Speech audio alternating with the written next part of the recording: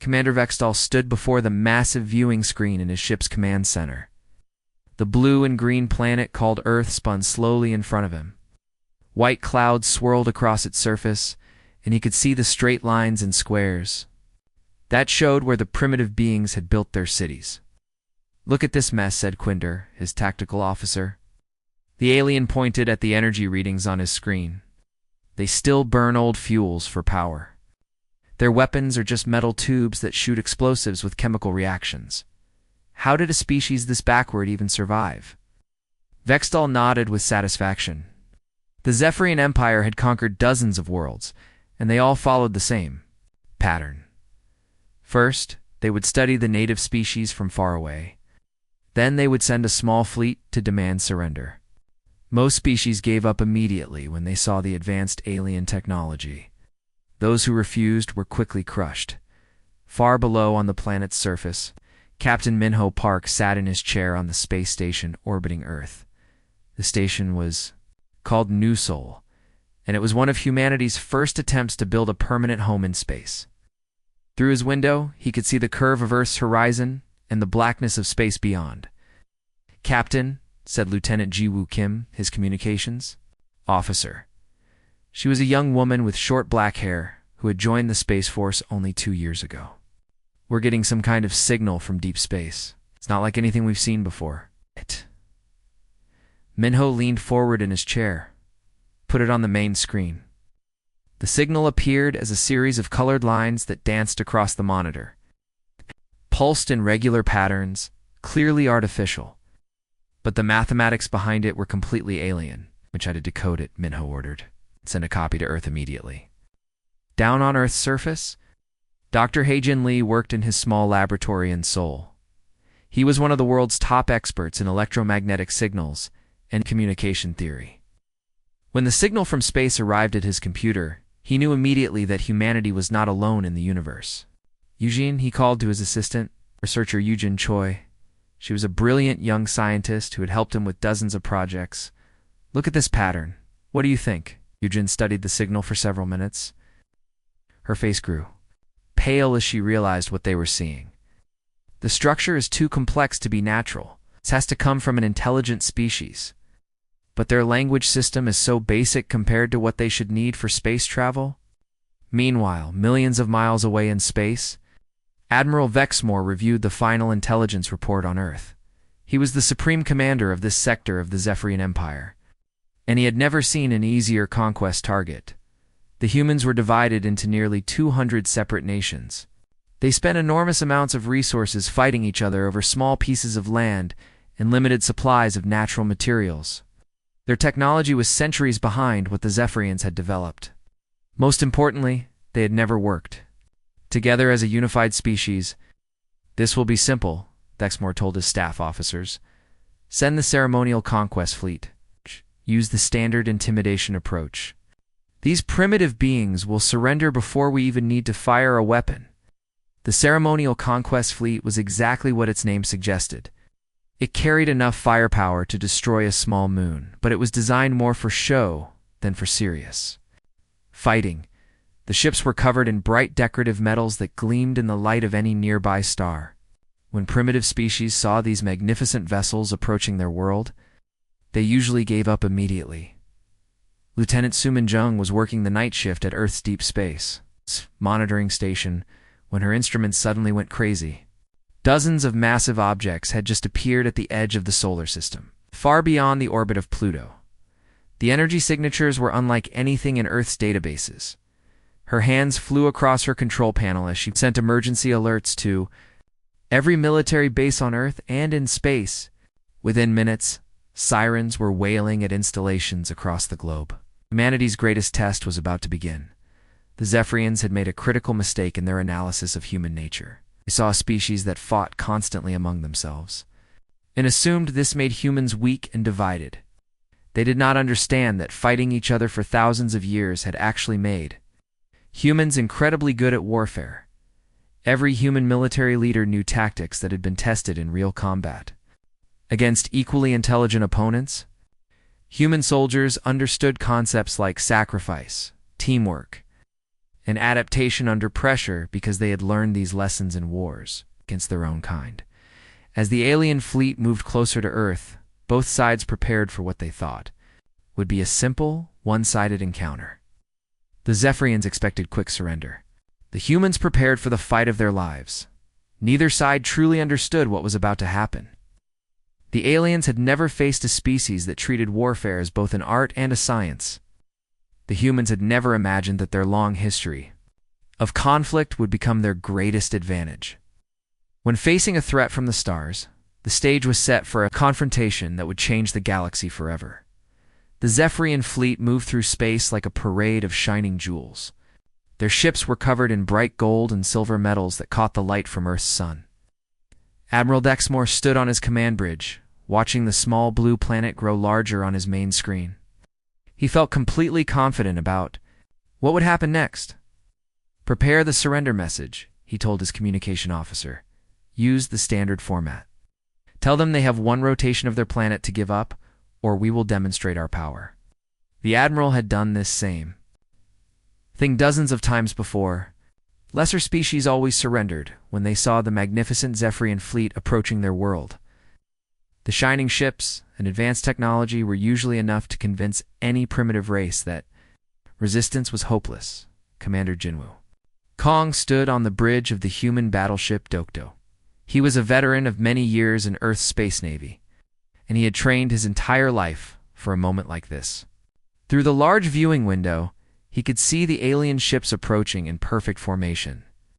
"Status report," he said calmly to his crew.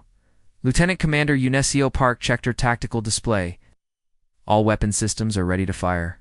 Our shields are at full power. The crew is at battle stations." Jinwoo nodded. His ship was one of humanity's most advanced warships, but he knew it was probably no match for alien technology. No, that did not matter. He and his crew would fight anyway. Dr. Saw Young Lim worked frantically at her computer station, trying to understand the alien message that had just arrived.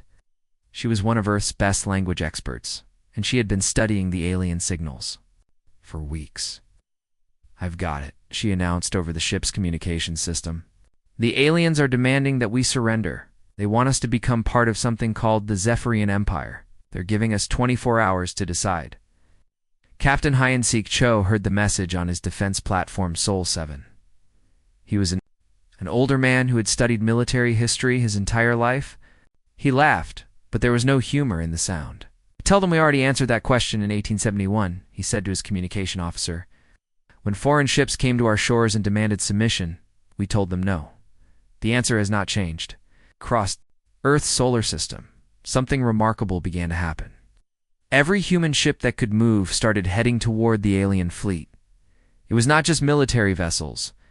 Cargo ships, mining vessels, scientific research ships, and even passenger liners joined the growing human formation. The luxury cruise ship Jeju Dream had been taking tourists to see the rings of Saturn when the emergency signal arrived. Captain Lee Sangmin did not hesitate. He ordered his crew to arm the ship's emergency flares and industrial cutting tools, then set course for Earth. "This is not what we trained for," said his first officer nervously. "No," Captain Lee replied, "but this is what we must do."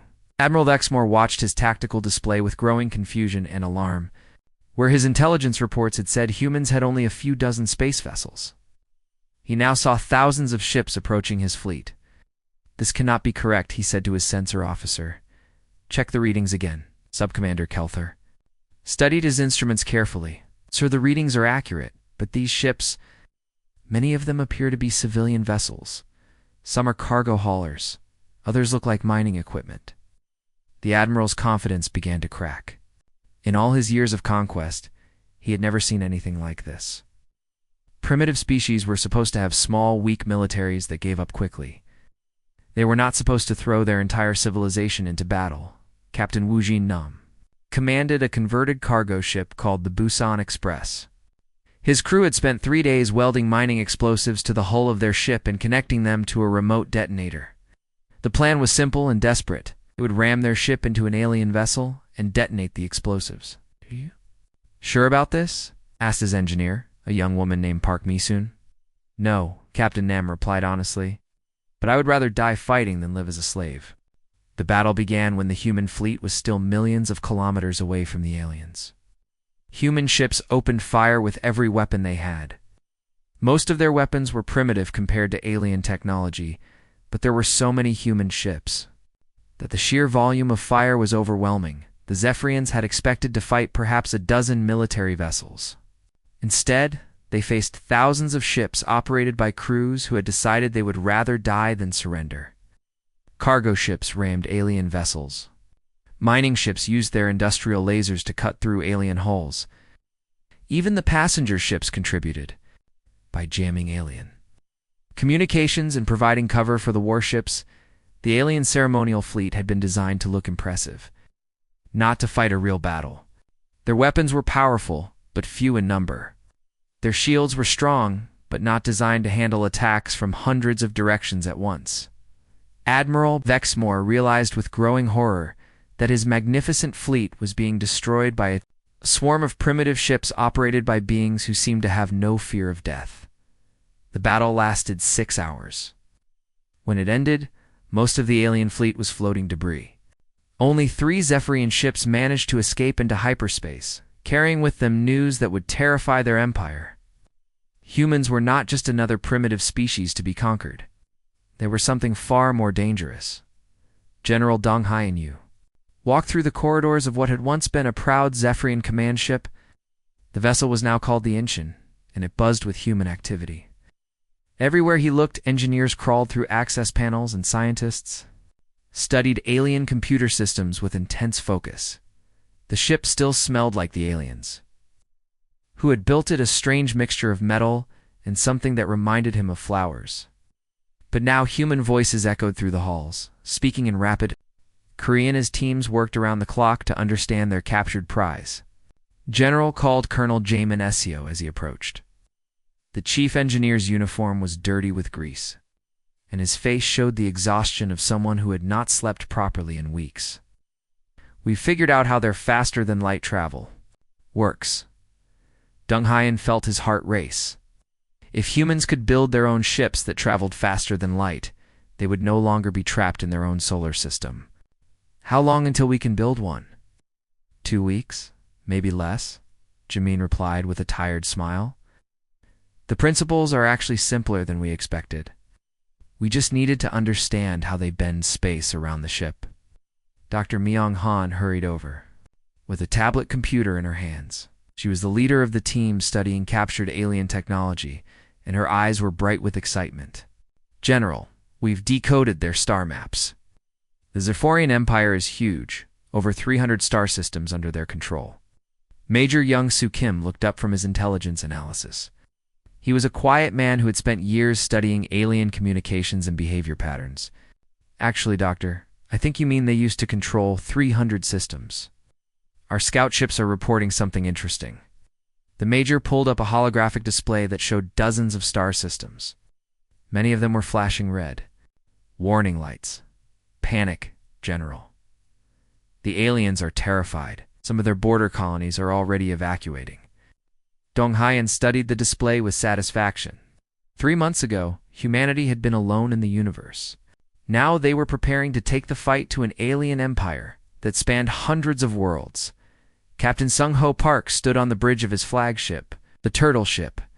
The name honored the famous Korean admiral Yi Sun-sin, who had defeated Japanese invaders centuries earlier with his innovative turtle-shaped warships. This new turtle ship was different. It combined human engineering with captured alien technology in ways that should have been impossible.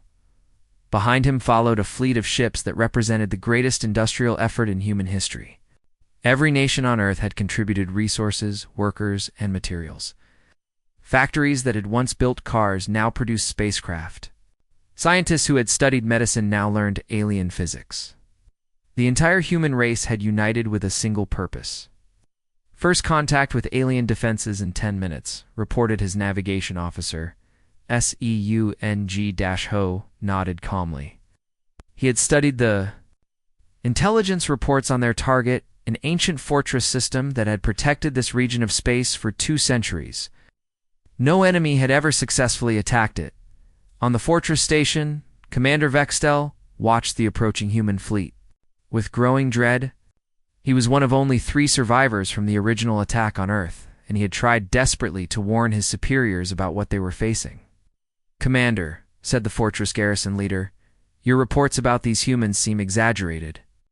They are still a primitive species with basic technology." Vextel's salient features twisted with frustration. "You don't understand. These humans don't fight like any species we know. They learn from every battle. They adapt their tactics in real time. They study their enemies and find weaknesses faster than should be possible." The garrison commander dismissed his concerns with a wave. "Impossible. We have defended this system for 200 years. No enemy has ever succeeded in breaking our defenses." Lieutenant Gayuno studied the alien fortress through her ship's sensors. Tactical officer aboard the destroyer Guangzhou, and she had spent years studying military history at Earth's war colleges. What she saw made her smile. "Captain," she said to her commander, "the aliens are using a defensive strategy that humans tried on Earth. During the Second World War, they've built a strong fortress and positioned all their ships around it. But we know how to defeat this kind of defense." Her captain looked interested. "Explain." "It's called the Magina line approach," Gayun said. "Build strong fixed defenses and assume the enemy will attack them directly." But the Germans simply went around the French defenses and attacked from an unexpected direction. "We can do the same thing." The human fleet did something that shocked the alien defenders. Instead of attacking the mighty fortress, they completely ignored it. Human ships spread out and struck at the industrial planets and supply bases that the fortress was supposed to protect. The alien commander had no choice but to send his ships away from the fortress to defend the civilian targets. When he did, the humans were ready with tactics that had been tested in thousands of years of warfare between equally intelligent opponents. Within 6 months, humanity controlled 20 former Zephyrian star systems. Within a year they held 50. The aliens began to realize they were not fighting just another enemy. They were fighting a species that had turned warfare into both an art and a science through millennia of conflict against their own kind. Admiral Dexmore stood in the great council chamber at the heart of the Zephyrian Empire. The room had once been a symbol of power and glory, where alien leaders made decisions that affected hundreds of worlds. Now it felt like a tomb. The holographic display in the center of the room showed a map of the galaxy, and far too much of. It was colored red, the color that marked human-controlled territory. "We are losing everything," said Counselor Rethgor, his voice shaking with fear. 50 systems in the last month alone. Our fleets are retreating on every front. We must try to make peace with these humans." Dexmore's salient features twisted with bitter knowledge. He had been studying human history files captured from their ships, trying to understand how his mighty empire could be losing to a species that had only discovered faster-than-light travel a year ago. "You do not understand these creatures," he said slowly. "I have read their records. When humans decide to fight, they do not stop. They fought wars on their own planet that lasted for years, sometimes decades. They never give up. They never accept anything less than total victory." The other council members shifted nervously in their seats. The Zephyrian Empire had ruled this part of the galaxy for over 1,000 years. They had conquered dozens of species and built a civilization that stretched across hundreds of star systems. The idea that they could be completely defeated by newcomers was hard to accept. Far away, Admiral Jin Young Kim received the alien peace offer aboard her flagship, the Yi Sun Sin. The ship was named after a famous Korean admiral who had defeated much larger enemy fleets through clever tactics and determination. She felt the weight of that history as she read the alien message. Commander Taeho Bay. Her diplomatic officer summarized what the aliens were offering. They want to return to the borders that existed before first contact. They're willing to pay compensation for the damage they caused. They're asking for a complete ceasefire. Admiral Kim's face showed no emotion as she considered the offer. She was a small woman with graying hair, but her eyes were hard as steel. "Not enough," she said finally. "We have seen their slave worlds. We have read their records about how they treat other species. They divide everyone into castes. Some beings are born to rule, others are born to serve." Dr. Kungmin Chen looked up from her research station. She was the fleet's expert on alien cultures, and she had spent months studying captured Zephyrian documents. Admiral, their entire society is built on the idea that some species are naturally superior to others. They cannot understand the human concept that all intelligent beings should be treated equally. Admiral Kim nodded grimly. Then they will learn. Send our response. Complete withdrawal from all disputed territory. Immediate freedom for all enslaved species, and full sharing of their technology. Nothing less will be acceptable. Across the galaxy, something remarkable was happening. The species that had been enslaved by the Zephyrian Empire for centuries were rising in rebellion. They had heard human radio broadcasts promising freedom and equality, and they were fighting for their independence. On the world of Veltar, species of tall, graceful beings with 4 arms had been enslaved for 300 years. They had been forced to work in mines and factories, producing materials for their alien masters. Now they were storming the governor's palace and taking control of their own cities. Captain Sunhai Choi watched the liberation of Veltar from the bridge of her cruiser. Was a career military officer who had volunteered for the liberation fleet because she believed that freedom was worth fighting for. Set up defensive positions around the major cities, she ordered her tactical officer. When the Zephyrians try to retake this world, we need to be ready to help our new allies. But the expected counterattack never came. The Zephyrian Empire was collapsing too quickly. Their fleets were retreating toward the center of the galaxy, abandoning entire sectors as human forces advanced on dozens of fronts. Simultaneously, the Kethmer mining colonies declared independence. The Quintal agricultural worlds expelled their alien overseers. Species that had been enemies for centuries began working together under human leadership. United by the promise of equality and freedom, back in the council chamber, Admiral Vexmore faced the hardest decision of his long military career. The holographic display now showed human forces less than 50 light-years from the capital world.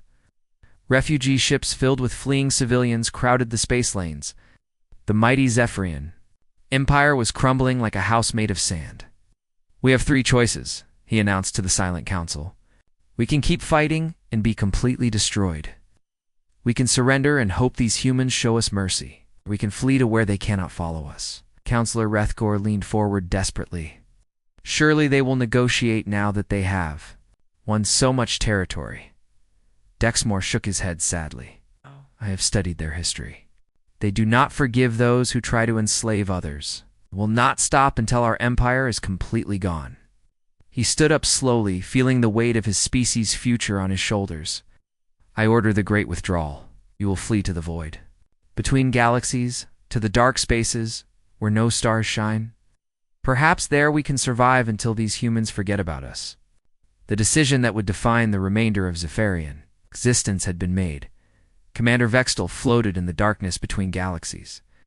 Staring out at the endless black void through the viewing port of his refugee ship, the vessel was called Kethmer's Lament, named after one of the species his people had once enslaved. Now it was home to 3,000 Zephyrian, survivors who had nowhere else to go. 5 years had passed since the Great Withdrawal. 5 years of drifting in the cold emptiness between the galaxy's spiral arms, where no stars shone and no planets offered hope of a new home. The ship's hull creaked constantly from the stress of deep space travel, and the recycled air always smelled stale and metallic. Commander called Quintal, the young sensor operator. Her voice carried the exhaustion that had become common among all the survivors. "We're receiving a transmission from our deep space observers." Vextel moved slowly to the communication station. The observers were hidden monitoring posts they had left behind when fleeing the galaxy. It's designed to watch human activity from a safe distance. The news they brought was never good. Meanwhile, as far away in the bright spiral of the galaxy they had abandoned, Captain Keong Su-han stood on the observation deck of the exploration ship Sajong. The transparent metal windows, he could see a cluster of star systems that sparkled like diamonds against the black of space. Each point of light represented worlds that humanity was preparing to colonize. Dr. In-young Park approached with a data tablet in her hands. She was the ship's chief science officer, responsible for evaluating new worlds for human settlement. Her face showed the satisfaction of someone whose work was going very well. "Captain, "We finished studying the Zarian cluster," she reported. 17 worlds are perfect for immediate colonization. Another 33 need only minor atmospheric adjustments before humans can live there safely. Captain Han nodded with approval. The human expansion across the galaxy had not slowed down after the aliens retreated. If anything, it had become faster and more organized. The same industrial power that had built weapons to fight the Zephyrians was now building colony ships, terraforming equipment, and deep space exploration vessels. Commander Bahram Lee worked at her station aboard the monitoring post New Busan, located at the edge of human-controlled space. Her job was to track the growth of human civilization and report back to Earth Command. The numbers she compiled would have seemed impossible just a few years earlier. Current human population across all colonies has reached 50 billion, she reported during her daily briefing. Industrial production capacity has increased by 300% since first contact with the aliens. We now have permanent settlements on over 200 worlds.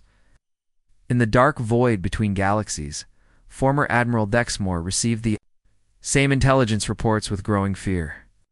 The humans were not simply replacing the Zephyrian Empire, they were creating something entirely different. Where the aliens had ruled through force and kept other species as slaves, the humans were building partnerships and alliances. Former Zephyrian slave worlds now hosted thriving human colonies where different species worked together as equals. The Veltari, who had been enslaved for 3 centuries, now served as partners in human exploration fleets. The Kethmer, once forced to work in alien mines, now helped design new technologies for space travel. The reports are getting worse, Dexmore told his staff officers during their weekly meeting. These humans are not just conquering our former territory.